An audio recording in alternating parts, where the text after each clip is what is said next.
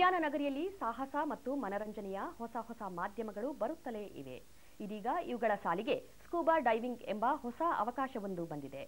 ನೀರೊಳಗಿನ ಪ್ರಪಂಚದ ವಿಶಿಷ್ಟ ಅನುಭವವನ್ನು ಇದು ಸಾಹಸಿಗಳಿಗೆ ತೆರೆದಿಡುತ್ತದೆ.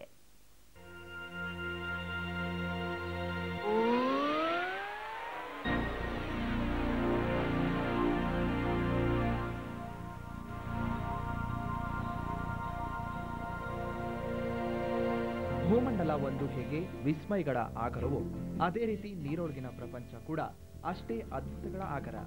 ಇಲ್ಲಿ ನಮ್ಮ ಊಹೆಗೂ ಮೀರಿದ ಪ್ರಪಂಚ ಹೊಂದಿದೆ. ಈ ಪ್ರಪಂಚವನ್ನ ನೋಡೋ ಆಸೆ ಇರೋರಿಗಾಗಿಯೇ ಸ್ಕೂಬಾ ಡೈವ್ ಅನ್ನೋ ಅವಕಾಶ ಹೊಂದಿದೆ. ವ್ಯವಸ್ಥಿತವಾದ ಈಜುಡಿಗೆ, ಉಸಿರಾಟದ ವ್ಯವಸ್ಥೆ, ರಕ್ಷಣಾ ಸಲಕರಣೆಗಳನ್ನು ಧರಿಸಿ ನೀರೊಳಗೆ ಜೀವಿದಾಗ ಅಲ್ಲೊಂದು ಹೊಸ ಪ್ರಪಂಚವೇ ತೆರೆದುಕೊಳ್ಳುತ್ತದೆ. ಆದರೆ ಈ ಪ್ರಪಂಚವನ್ನ ನೋಡೋ ಅವಕಾಶ ಎಲ್ಲರಿಗೂ ದೊರಕುವುದಿಲ್ಲ. ಅದಕ್ಕೆಂದೇ ಬೆಂಗಳೂರಿನಲ್ಲಿ ಸ್ಕೂಬಾ ಡೈವಿಂಗ್ ಪರಿಚಯಿಸಲಾಗಿದೆ. 10 ರಿಂದ 60ರೊಳಗಿನ ಎಲ್ಲ ಆಸಕ್ತರು ಈ ಡೈವ್ನಲ್ಲಿ ಪಾಲ್ಗೊಳ್ಳಬಹುದು. ನನಗೆ ಮೊದಲಿಂದ ಕೂಡ ನೀರು ಅಂದರೆ ತುಂಬ ಇಷ್ಟ. ನಾನು ಚಿಕ್ಕವಳಿದ್ದಾಗಿಂದ ಸ್ವಿಮ್ಮಿಂಗ್ ಮಾಡ್ತಾ ಇದ್ದೀನಿ. ನನಗೆ ಡೈವಿಂಗ್ ಮೋಟಿವೇಶನ್ ಮಾಡಿದ್ದು ನನ್ನ husband.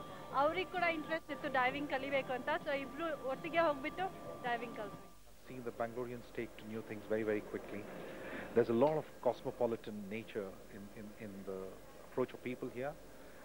They are adventurous, and all the adventure companies are reporting good business from Bangalore. I think it's a good place to start. Scuba ಡೈವ್ಗೆ ಬೇಕಾದ ಎಲ್ಲ ಬಗೆಯ ಸಲಕರಣೆಗಳನ್ನು ಇಲ್ಲಿ ನೀಡಲಾಗುತ್ತದೆ.